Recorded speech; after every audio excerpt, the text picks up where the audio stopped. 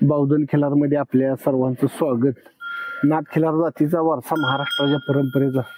आता जी माग यात्रा झाली त्याच्यामध्ये जास्त प्रमाणात ज्या बैलाचा व्हिडिओ व्हायरल झाला ऊसातनं येताना, तर त्या बैलाची ते मालक आहेत आणि मार्गदर्शन आमचे सचिन ठोंबरे. तर पहिला आपण परिचय करून देऊ. नमस्कार. नमस्कार. तर आपल्या चॅनलला नाव सांगा आपलं. मी नितीन रामचंद्र ठोंबरे, राहणार बावधन, तालुका वाई, जिल्हा सातारा. बरं, आता आपल्याकडं हा कितवा बैल आहे आपल्याकडं? आता तुम्ही शेती कावापासून करताय ती जरा आम्हाला सांगा. मी शेती आता 10-11 वर्ष झालं करतोय आणि ही खरेदी आपली माझ्या ह्यातली तिसरी खरेदी. म्हणजे आता वडिलांची 4 बैल झाली तुम्ही सांभाळताय. तिसरी आहे. वडिलांच्या ह्याच्यात भरपूर 12-13 बैल झाली. आजोबांना सांभाळली बैल. बऱ्याच वर्षापासून आमच्याकडे बैल आहे ती. बरं, आता आजोबांना सांभाळलेली बैल तुम्हाला काय आठवतात का? आजोबांची नाही आठवत, पण वडिलांची सगळी आठवते. त्यातली 1-2 बैल सांगा की बाबा त्यांना आपल्या बावधनच्या रथात, आपल्या बावधनच्या यात्रेत किंवा बावधनच्या बेंद्रात अतिशय चांगल्या पद्धतीचं कामगिरी केली किंवा तुमच्या स्मरणात बैल येते की बाबा कायम त्याची आठवण होती. एखादी नवीन खरेदी झाली किंवा एखाद्या गावात नवीन बैल आला, त्याबद्दल थोडं सांगा. 15 वर्षापूर्वी एक बैल होता, कोसा होता. बारीकच बैल होता, पण शरीरानं देखना बुजेर होता. गाड्यात बी चांगलं काम करायचं ते. दुर्वीत ह्याच्यात सगळ्यात काम चांगली केली त्यांनी. भरपूर बुजेर होता. असा त्याला माणसं सहन होत नव्हती. जास्त माणसं दिसली की तो थांबतच नव्हता. बगाडाच्या ह्याच्या टायमिंगला त्याला आमचं वडील ज्वारीचं वावरात मध्ये मांडव घालत होतं. कमीत कमी महिना 6 महिना बैल आम्ही बाहेरच काढत नव्हतो. असा एक तो कोसा बैल होता. बरं, साधारण त्याची खरेदी कुठनं झालेली काय? खरेदी ती फलटण मधनं केली होती 15 वर्षापूर्वी. बरं, त्याची टीप वगैरे कशी लागली वडिलांना काय? आमचे मामा तिथले होते बिब्बी मधले. त्यांनी तो बैल दाखवला होता. आता फलटण साईडला बैल एवढी काय आपल्या बगाडासारखी मोठी नसतात, एखादा बैल चुकून असतो. तर तेच मामानं सांगितलं बैल चांगला आहे. त्यावेळेस आमचे वडीलही गेले, त्यांचे मित्रही, त्यांनी बघितला बैल घेतला. मग बरं, आता साधारण आता आपल्या तुमच्या खुत्यात बैल आता किती आहेत साधारण? आमच्याकडे आता सध्या 7-8 बैल आहेत. खुत्यात आहेत.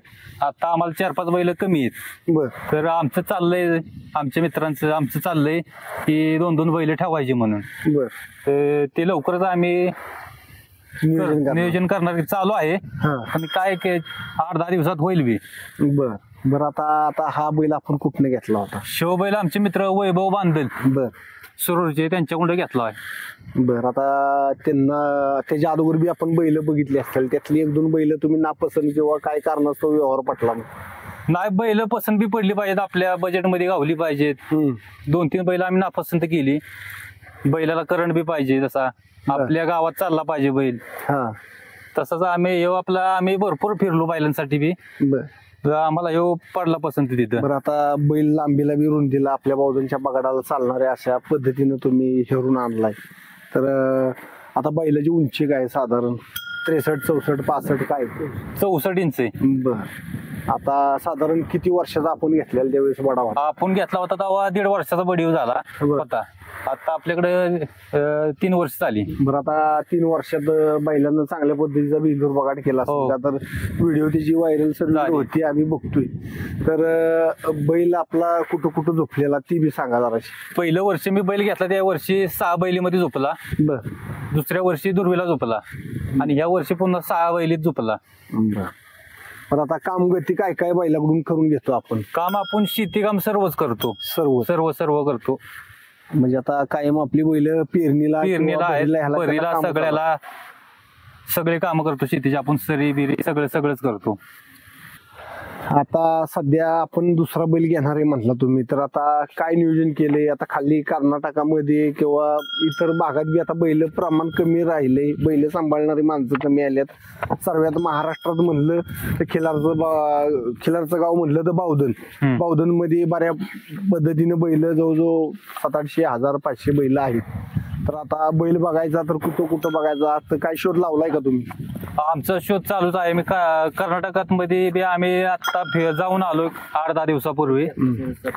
बैल एक आमच्या मित्रांना आम्ही घेऊन ठेवलाय. आता 2-3 दिवसात त्याचं आगमन होईल. आणि आमच्यासाठी बी आम्ही 2-3 बैल बघितली ती. पुण्यालाही आम्ही बघितली ती. आता सांगोल्याला बी आम्ही जाणार आहे. तर ह्या बैलाला आम्हाला जोड लावायची. तर नियोजन चाललंय, त्याचं माप बी असावं, बैलाला बैल बसावा. बरं, आता बैलाचं दर जास्त प्रमाणात व्हायला लागल्यात. 6 लाख, 5 लाख, 4 लाख, 3 लाख. त्याचं कारण काय? कशामुळं काय कारण काय? आता बैल जरा दुर्मिळ झाली, ती बैल कमी भेटते ते आपल्याला. त्यामुळं बैल जे आहेत ती मोठ्या मापाचीच आता कुठेतरी, त्यामुळं त्यांना दर आहेत. बरं, आता सध्या बैलाला खुराक बिराक काय चालू आहे? बैलाला आता खुराक मकाचा भरडा आहे, शेंगदाणा पेंड आहे, सोयाबीन भरडा आहे, गव्हाचं पीठ आहे, असं थोडा 4-5 टाईपचा रतीब चालू आहे त्याला. बरं, आता आपण त्याची निगा कशा पद्धतीने घेतो? सकाळी काय वार की वैरण, किंवा आता मालवीवर बघायला आपल्याकडे सर्वीकडे हत्ती असते. सकाळी आम्ही वैरणच टाकतो त्याला. शक्यतो सकाळचं आमचं खाया त्याला कमीच असतं, जे की रवंत व्हावी त्याची. खाल्लेलं रात्रीचं खाल्लेलं जिरावं म्हणून सकाळचं आमचं खाद्य कमी असतं त्याला. दुपारी 12च्या नंतर पाणी पाजल्यावर आम्ही त्याला कोटी वगैरे टाकतो. मग मकाची घास, वैरण मिक्स सगळं टाकतो. पण आता पाऊस चालू आहे, 2-3 महिने झाले. तर आता त्याला बाबा झोपलाय कधी? गाडी बिडीला काय वैरण काडी आणाय झोपता का? वैरण काडी आणाय आम्ही शेतीतच झोपतो. आता एक 4-5 दिवस झाला पाऊस चालू नाही, तर ह्याच्या 5 दिवसाच्या आधी बैल चालूच होता. काय केलं काम आपण? हे सरळने वावर फन्ने आता सरी हे टाकली. डोंगरा साईडला जमीन असल्यामुळं घात लवकर येते. पाऊस बी आता 4-5 दिवस झाला, त्यामुळे आता काही कामच नाही. बरं, आता पत्री बैलाला आपण कायम लावतो का आता बेंद्रासाठी लावलेली? पत्री बेंद्रासाठीच लावली होती, कारण की जरा डांबरावर चालताना बैल कडे टोचले की बैल चापतो. त्यामुळं बोजा बेंद्रात होता, त्यामुळे त्याला पत्री लागतेच. आता त्याला पाडायचा आणि पत्री काढायची. परत बगाडा जसं जवळ येईल आपलं महिनाभर, त्याच्या आधी पत्री परत लावायची. बरं, आता पत्री लावायचा काढायचा, त्या बैलाच्या शरीरावर काय परिणाम होतो? काय होतो ना. काय होत? त्याच्या नक्क्या कमी केल्यावर त्याला जरा उभं राहायला बी त्रास होत नाही. नक्क्या वाढले की त्याला त्रास होतो. अंग बिंग त्याचं गायला येणार मग नक्की वाढले की. त्यामुळं नक्की करणे गरजेचं आहे. आणि पत्री लावल्यानंतर बैलाला बोजा चांगला येतो. आरण राहत नाही. बरं, आता तुम्ही शेती करत दुसरा व्यवसाय काय करता? दूध देणारी गुरं किती आहेत साधारण? दूध देणारी गुरं माझ्याकडे आता 3 गाय आहेत.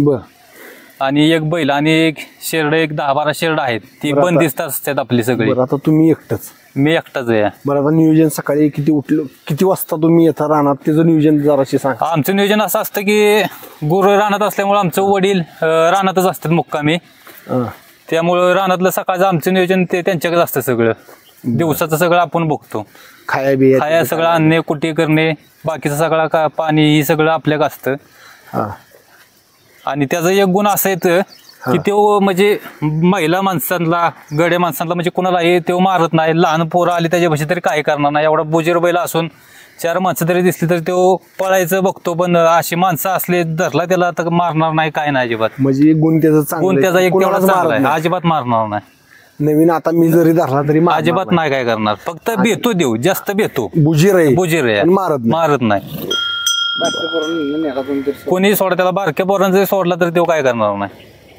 आता आमची मंडळी त्याचं खाणे पाणी गोट्यातनं बाहेर काढणे, बांधणे मंडळी सुद्धा आमची करते. पण काही करत नाही देऊ. आता धावत्या युगात, धावपळीचे ह्या जगात ते आपल्याला नितीन ठोंबरे दादा ह्यांना आपल्याला वेळात वेळ काढून आपल्याला सहकार्य केलं किंवा आपल्याला वेळ दिला, त्याबद्दल तुमचे आभार.